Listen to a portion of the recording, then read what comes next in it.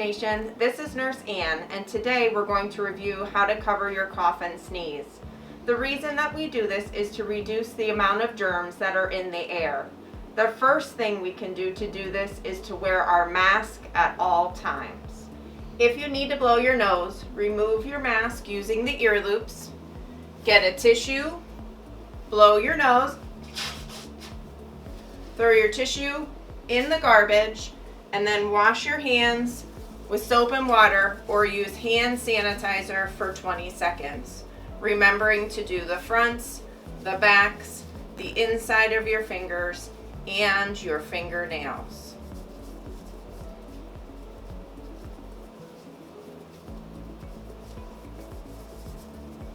Then put your mask back on using the ear loops.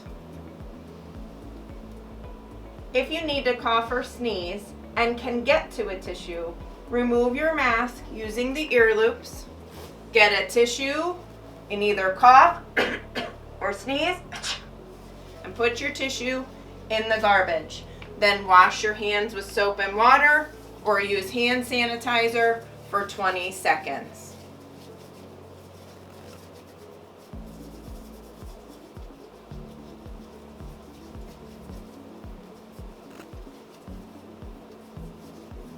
When you are done washing your hands or using the hand sanitizer, you need to put your mask back on using the ear loops.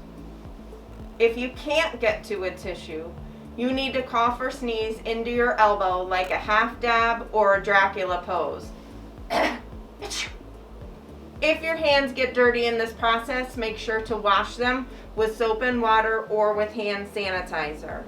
And this is how you cover your cough and sneeze. Be safe, Hawk Nation.